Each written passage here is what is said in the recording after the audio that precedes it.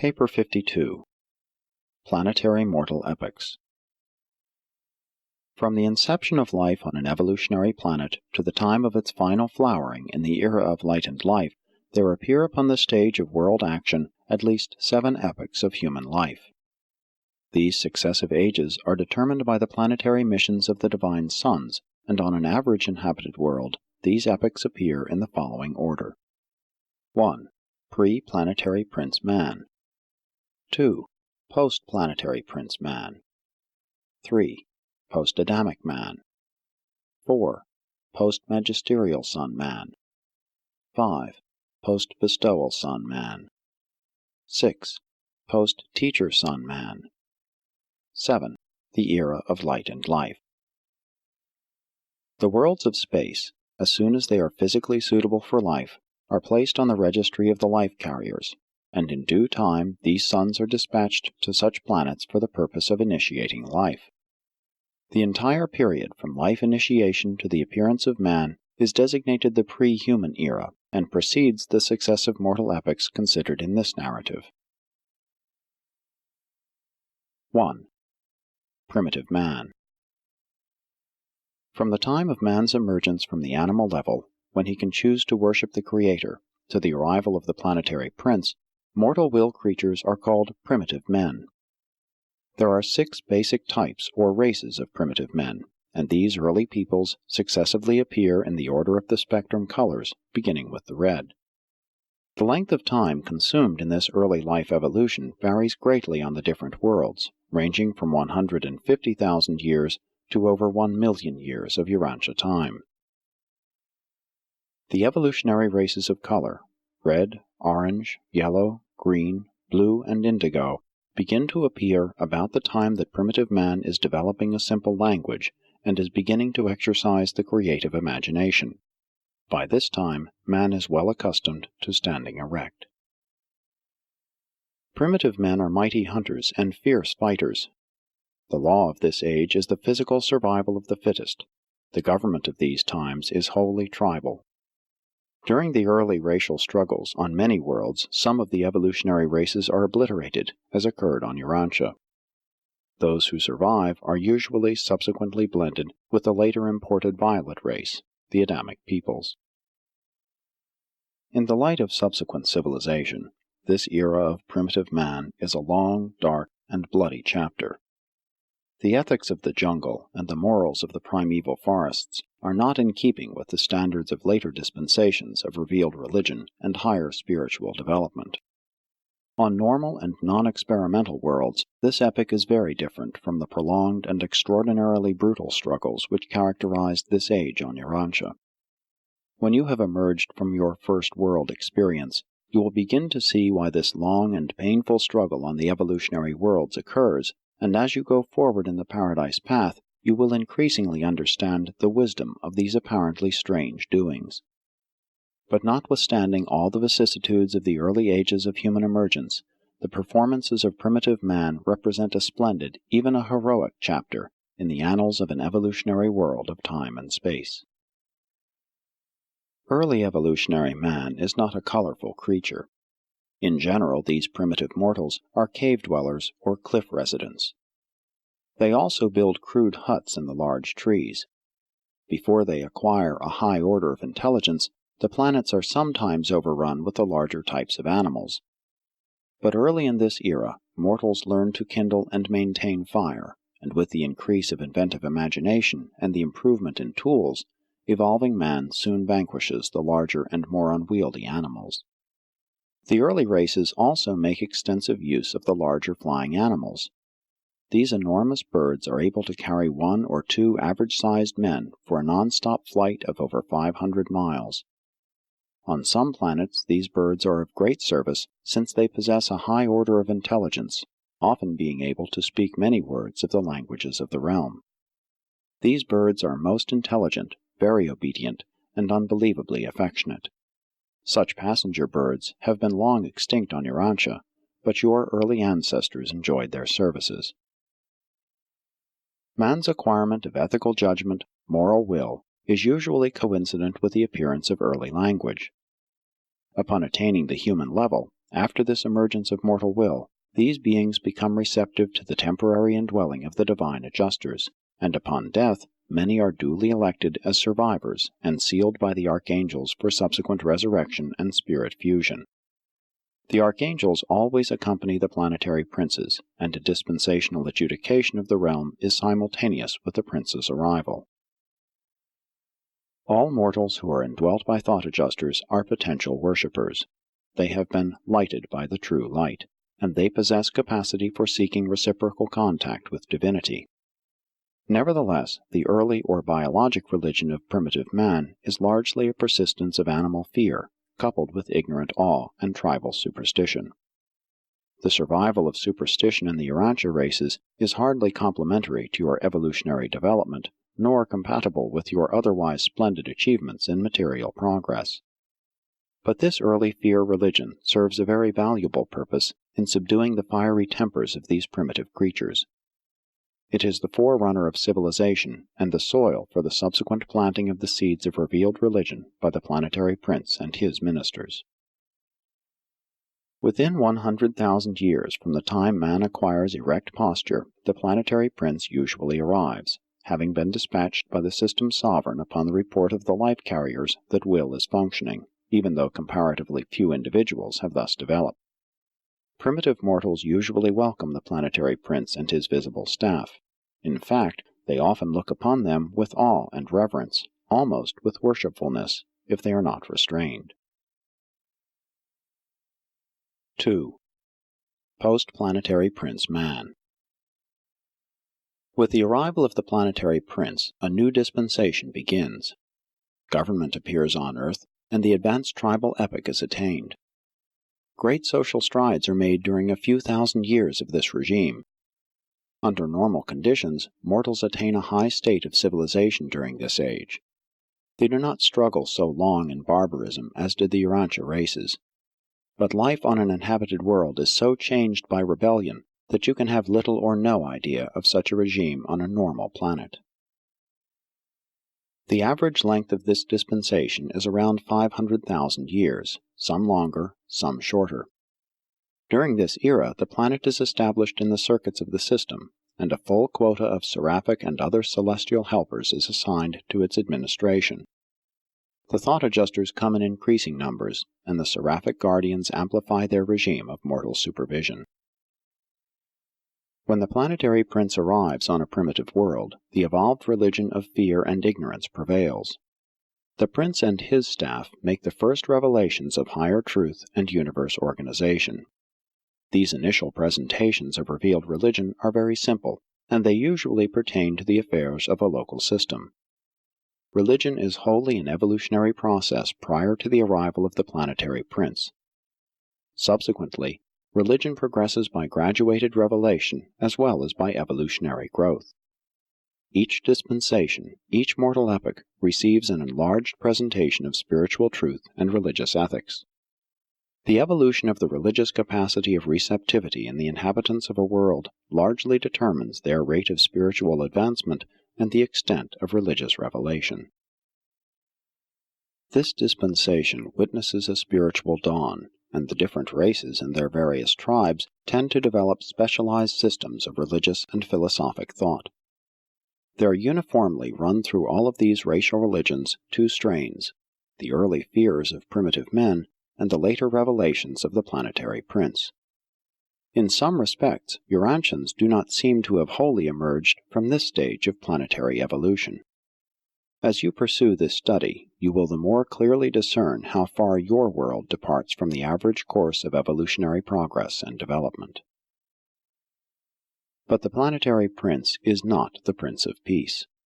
Racial struggles and tribal wars continue over into this dispensation, but with diminishing frequency and severity. This is the great age of racial dispersion, and it culminates in a period of intense nationalism. Color is the basis of tribal and national groupings, and the different races often develop separate languages. Each expanding group of mortals tends to seek isolation. This segregation is favored by the existence of many languages. Before the unification of the several races, their relentless warfare sometimes results in the obliteration of whole peoples. The orange and green men are particularly subject to such extinction. On average worlds, during the latter part of the prince's rule, national life begins to replace tribal organization, or rather to be superimposed upon the existing tribal groupings. But the great social achievement of the prince's epoch is the emergence of family life. Heretofore, human relationships have been chiefly tribal. Now the home begins to materialize. This is the dispensation of the realization of sex equality. On some planets, the male may rule the female. On others, the reverse prevails. During this age, the normal worlds establish full equality of the sexes, this being preliminary to the fuller realization of the ideals of home life. This is the dawn of the golden age of the home. The idea of tribal rule gradually gives way to the dual concept of national life and family life. During this age, agriculture makes its appearance. The growth of the family idea is incompatible with the roving and unsettled life of the hunter. Gradually, the practices of settled habitations and the cultivation of the soil become established. The domestication of animals and the development of home arts proceed apace. Upon reaching the apex of biologic evolution, a high level of civilization has been attained, but there is little development of a mechanical order. Invention is the characteristic of the succeeding age. The races are purified and brought up to a high state of physical perfection and intellectual strength before the end of this era. The early development of a normal world is greatly helped by the plan of promoting the increase of the higher types of mortals with proportionate curtailment of the lower. And it is the failure of your early peoples to thus discriminate between these types that accounts for the presence of so many defective and degenerate individuals among the present-day Urantia races. One of the great achievements of the age of the prince is this restriction of the multiplication of mentally defective and socially unfit individuals. Long before the times of the arrival of the second sons, the Adams, most worlds seriously address themselves to the tasks of race purification, something which the Urantia peoples have not even yet seriously undertaken. This problem of race improvement is not such an extensive undertaking when it is attacked at this early date in human evolution. The preceding period of tribal struggles and rugged competition in race survival has weeded out most of the abnormal and defective strains. An idiot does not have much chance of survival in a primitive and warring tribal social organization. It is the false sentiment of your partially perfected civilizations that fosters, protects, and perpetuates the hopelessly defective strains of evolutionary human stocks. It is neither tenderness nor altruism to bestow futile sympathy upon degenerated human beings, unsalvable, abnormal, and inferior mortals. There exist on even the most normal of the evolutionary worlds sufficient differences between individuals and between numerous social groups to provide for the full exercise of all those noble traits of altruistic sentiment and unselfish mortal ministry without perpetuating the socially unfit and the morally degenerate strains of evolving humanity. There is abundant opportunity for the exercise of tolerance and the function of altruism in behalf of those unfortunate and needy individuals who have not irretrievably lost their moral heritage and forever destroyed their spiritual birthright. 3. PostAdamic man.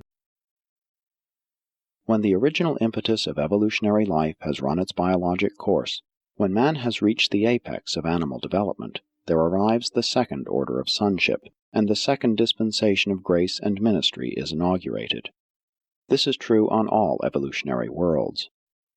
When the highest possible level of evolutionary life has been attained, when primitive man has ascended as far as possible in the biologic scale, a material son and daughter always appear on the planet, having been dispatched by the system's sovereign.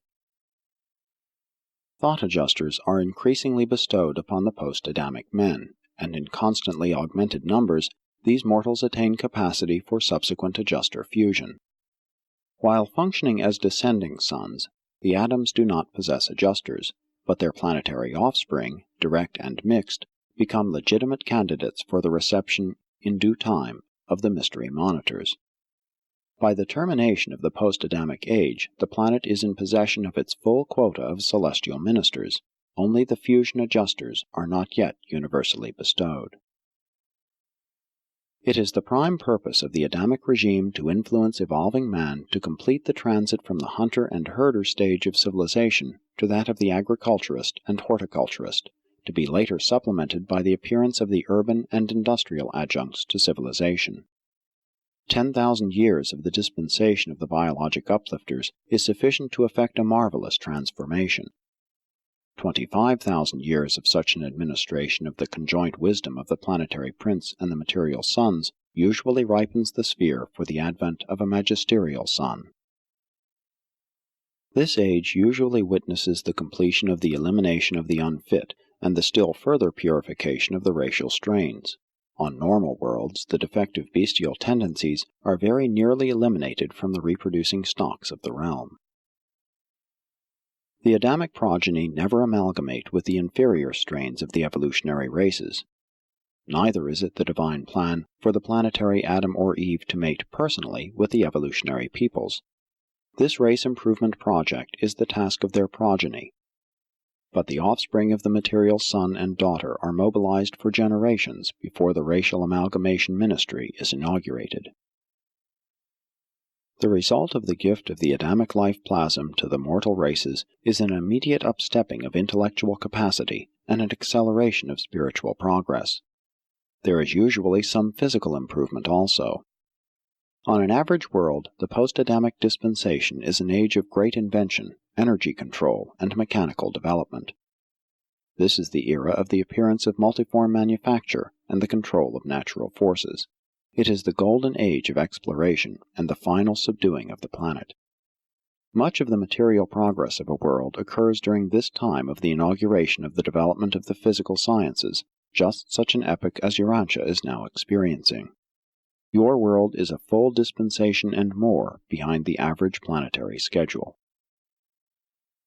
By the end of the Adamic dispensation on a normal planet, the races are practically blended, so that it can be truly proclaimed that God has made of one blood all the nations, and that His Son has made of one color all peoples.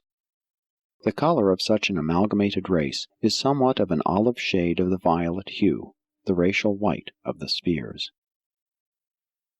Primitive man is for the most part carnivorous.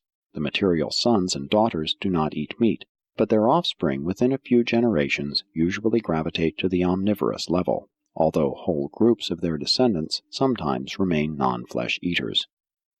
This double origin of the post-Adamic races explains how such blended human stocks exhibit anatomic vestiges belonging to both the herbivorous and carnivorous animal groups. Within 10,000 years of racial amalgamation, the resultant stocks show varying degrees of anatomic blend, some strains carrying more of the marks of the non-flesh-eating ancestry, others exhibiting more of the distinguishing traits and physical characteristics of their carnivorous evolutionary progenitors. The majority of these world races soon become omnivorous, subsisting upon a wide range of viands from both the animal and vegetable kingdoms. The post-Adamic epoch is the dispensation of internationalism. With the near completion of the task of race blending, nationalism wanes, and the brotherhood of man really begins to materialize. Representative government begins to take the place of the monarchical or paternal form of rulership. The educational system becomes worldwide, and gradually the languages of the races give way to the tongue of the violet people. Universal peace and cooperation are seldom attained until the races are fairly well blended and until they speak a common language. During the closing centuries of the post-Adamic age, there develops new interest in art, music, and literature, and this worldwide awakening is the signal for the appearance of a magisterial son. The crowning development of this era is the universal interest in intellectual realities, true philosophy. Religion becomes less nationalistic, becomes more and more a planetary affair.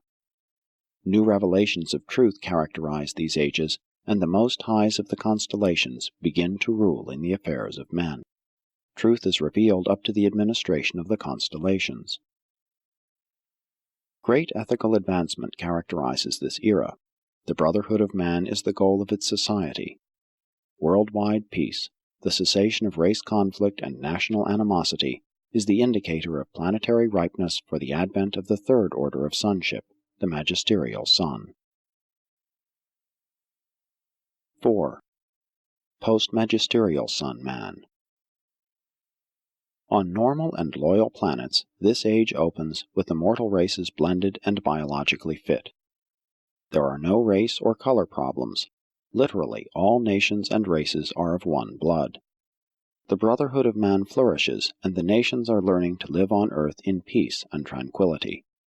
Such a world stands on the eve of a great and culminating intellectual development. When an evolutionary world becomes thus ripe for the magisterial age, one of the high order of avonal suns makes his appearance on a magisterial mission. The planetary prince and the material suns are of local universe origin. The magisterial sun hails from paradise.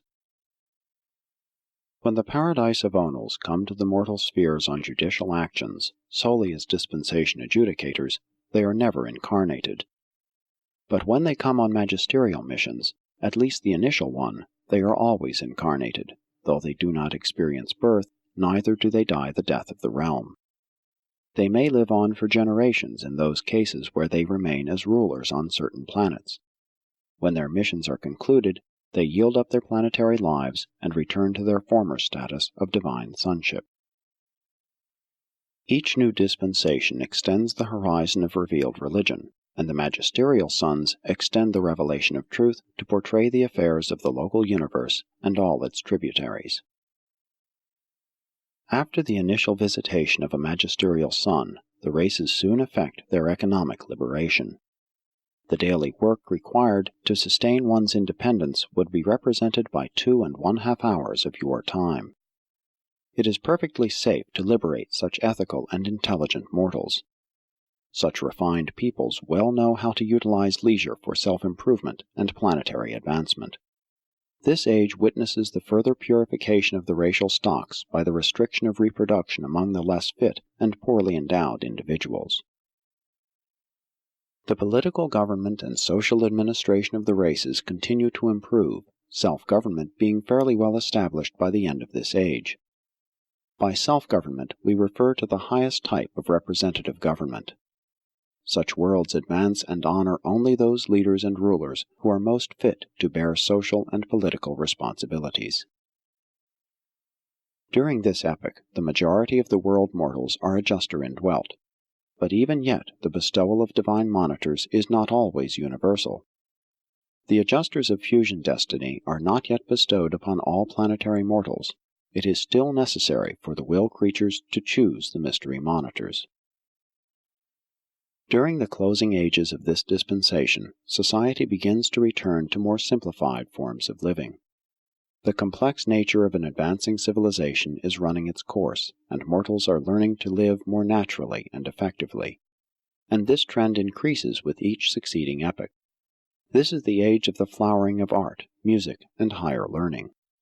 The physical sciences have already reached their height of development. The termination of this age on an ideal world witnesses the fullness of a great religious awakening, a worldwide spiritual enlightenment. And this extensive arousal of the spiritual natures of the races is the signal for the arrival of the bestowal sun and for the inauguration of the fifth mortal epoch.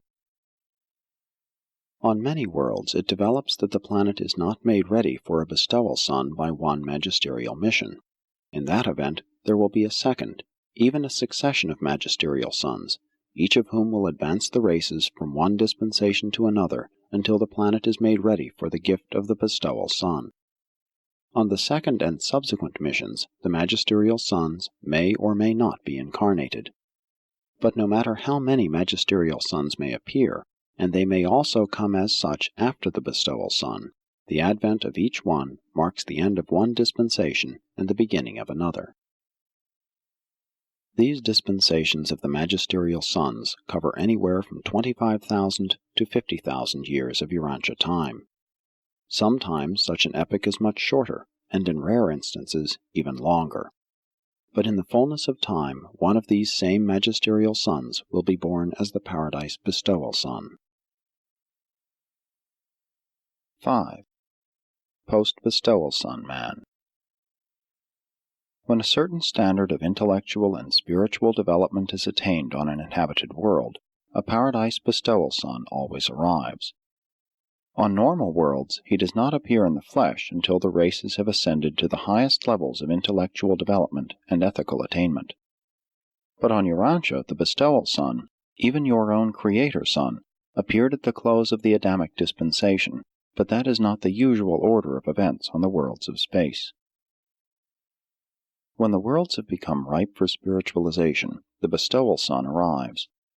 These sons always belong to the Magisterial or Avonal order, except in that case, once in each local universe, when the Creator Son prepares for his terminal bestowal on some evolutionary world, as occurred when Michael of Nebadon appeared on Urantia to bestow himself upon your mortal races. Only one world in near 10 million can enjoy such a gift. All other worlds are spiritually advanced by the bestowal of a paradise son of the Avonal order. The bestowal son arrives on a world of high educational culture and encounters a race spiritually trained and prepared to assimilate advanced teachings and to appreciate the bestowal mission. This is an age characterized by the worldwide pursuit of moral culture and spiritual truth. The mortal passion of this dispensation is the penetration of cosmic reality and communion with spiritual reality. The revelations of truth are extended to include the superuniverse. Entirely new systems of education and government grow up to supplant the crude regimes of former times. The joy of living takes on new color, and the reactions of life are exalted to heavenly heights of tone and timbre. The bestowal son lives and dies for the spiritual uplift of the mortal races of a world. He establishes the new and living way. His life is an incarnation of paradise truth in mortal flesh, that very truth, even the spirit of truth, in the knowledge of which men shall be free. On Urantia, the establishment of this new and living way was a matter of fact as well as of truth. The isolation of Urantia and the Lucifer rebellion had suspended the procedure whereby mortals can pass, upon death, directly to the shores of the mansion worlds.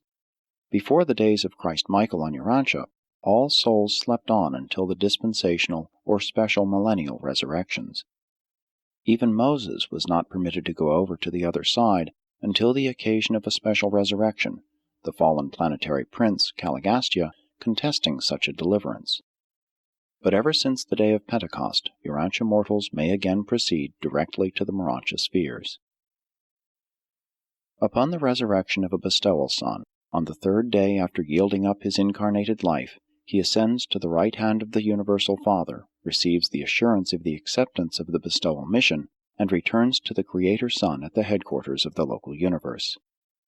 Thereupon the bestowal of Onal and the Creator Michael send their joint spirit, the Spirit of Truth, into the bestowal world.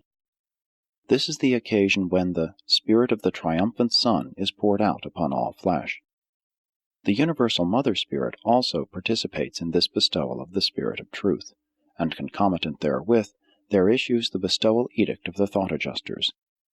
Thereafter, all normal-minded will creatures of that world will receive adjusters as soon as they attain the age of moral responsibility, of spiritual choice. If such a bestowal of Onal should return to a world after the bestowal mission, he would not incarnate, but would come in glory with the seraphic hosts.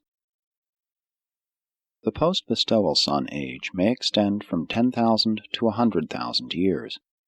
There is no arbitrary time allotted to any of these dispensational eras. This is a time of great ethical and spiritual progress. Under the spiritual influence of these ages, human character undergoes tremendous transformations and experiences phenomenal development. It becomes possible to put the Golden Rule into practical operation.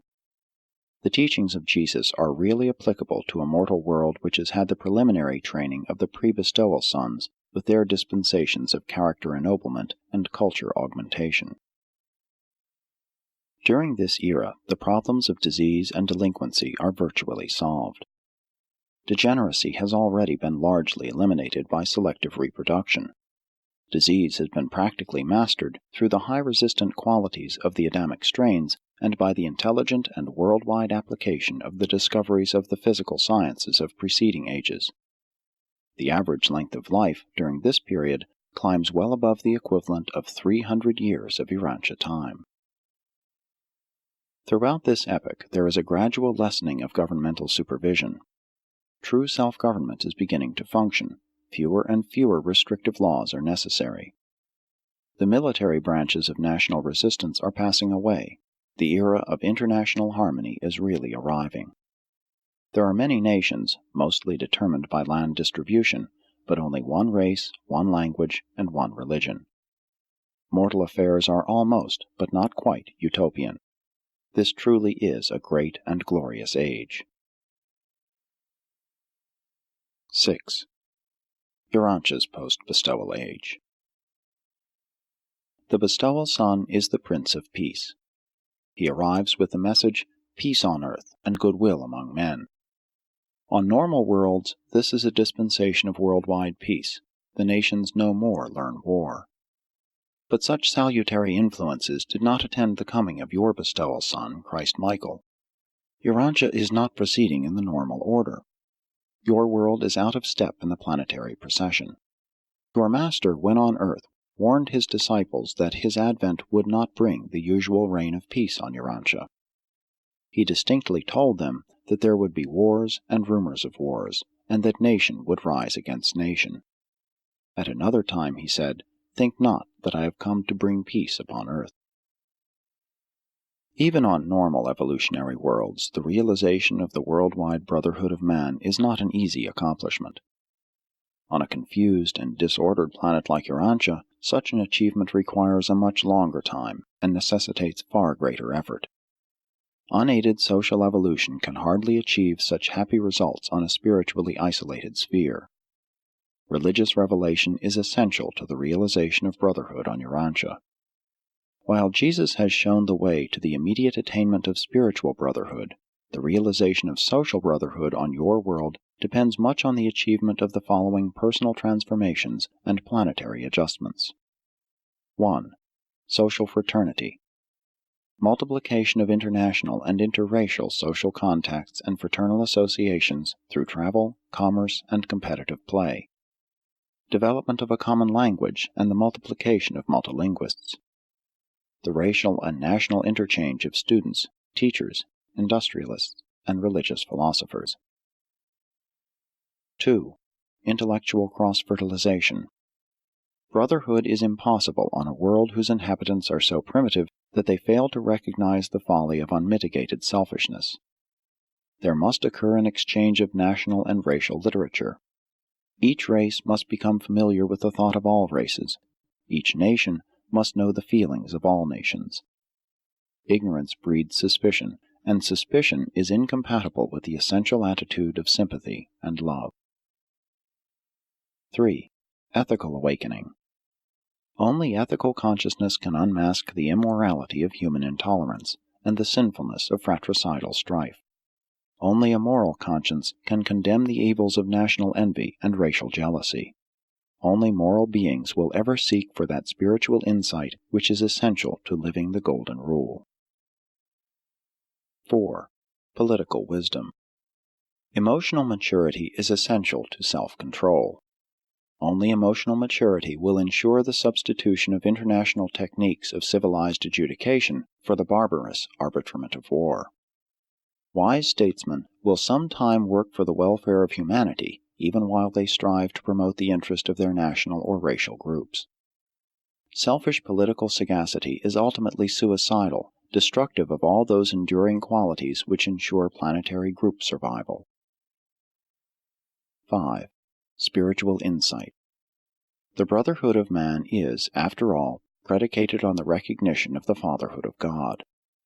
The quickest way to realize the brotherhood of man on Urantia is to effect the spiritual transformation of present-day humanity. The only technique for accelerating the natural trend of social evolution is that of applying spiritual pressure from above, thus augmenting moral insight while enhancing the soul capacity of every mortal to understand and love every other mortal.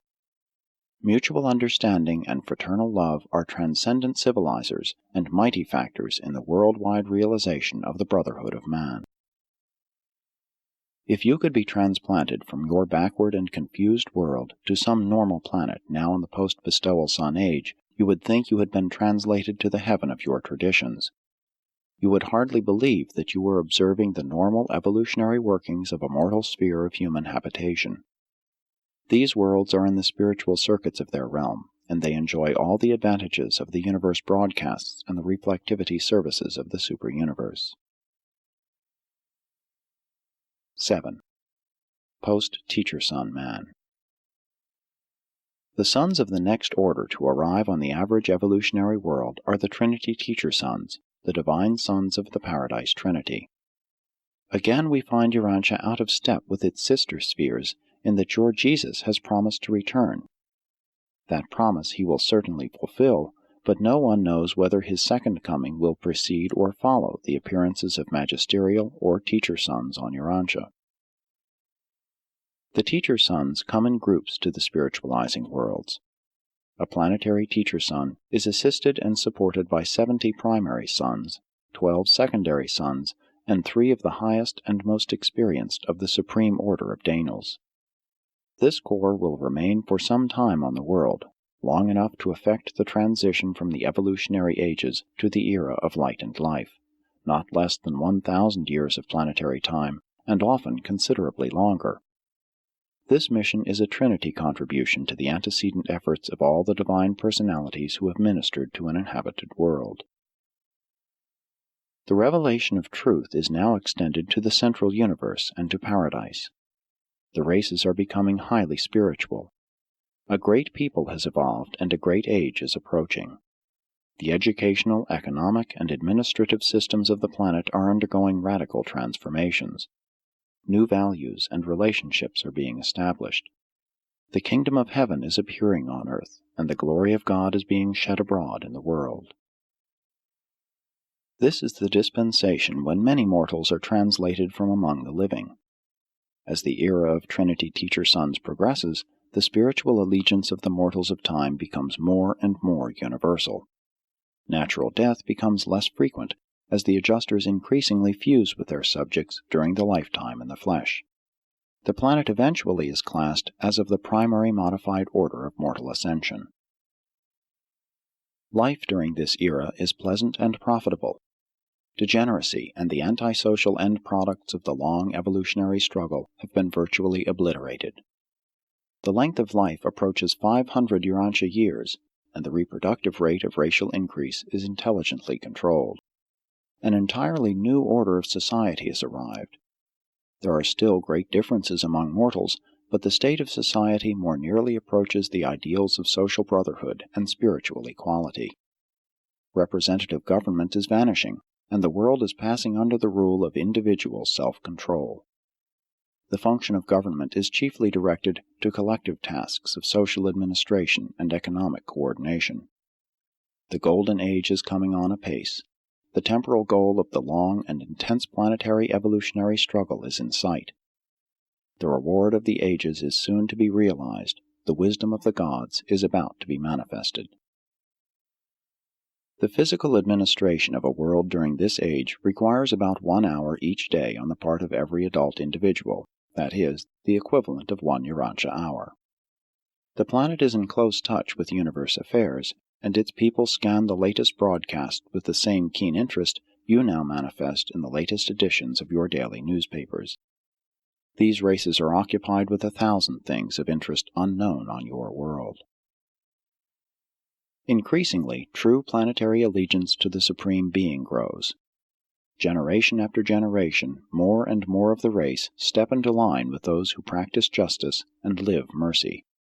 Slowly but surely, the world is being won to the joyous service of the sons of God.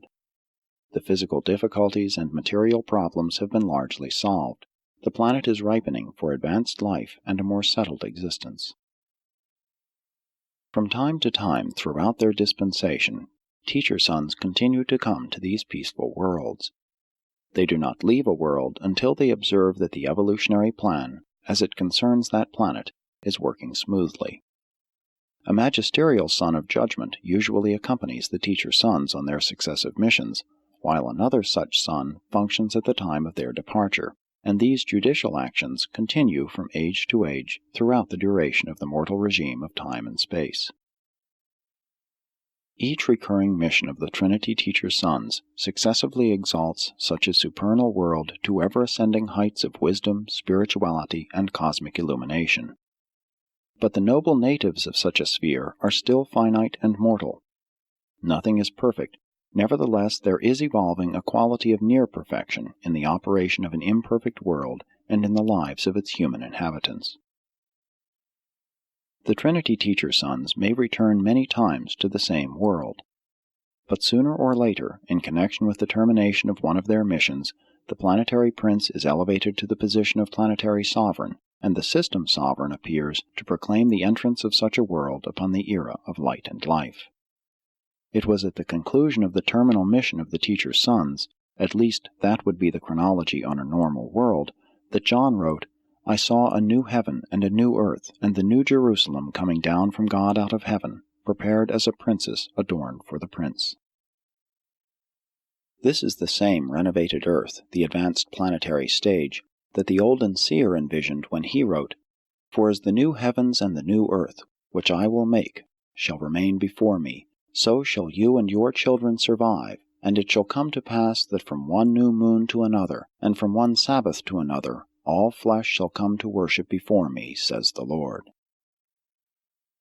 It is the mortals of such an age who are described as a chosen generation, a royal priesthood, a holy nation, an exalted people, and you shall show forth the praises of him who has called you out of darkness into this marvelous light.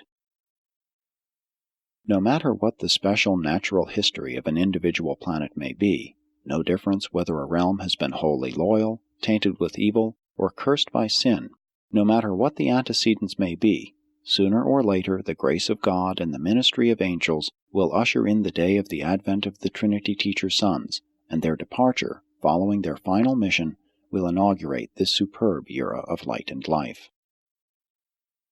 All the worlds of Satania can join in the hope of the one who wrote, "Nevertheless, we, according to his promise, look for a new heaven and a new earth, wherein dwells righteousness. Wherefore, beloved, seeing that you look for such things, be diligent that you may be found by him in peace, without spot, and blameless." The departure of the Teacher's Son Corps at the end of their first or some subsequent reign ushers in the dawn of the era of light and life, the threshold of the transition from time to the vestibule of eternity. The planetary realization of this era of light and life far more than equals the fondest expectations of Urantia mortals who have entertained no more far-seeing concepts of the future life than those embraced within religious beliefs which depict heaven as the immediate destiny and final dwelling place of surviving mortals. Sponsored by a mighty messenger temporarily attached to the staff of Gabriel.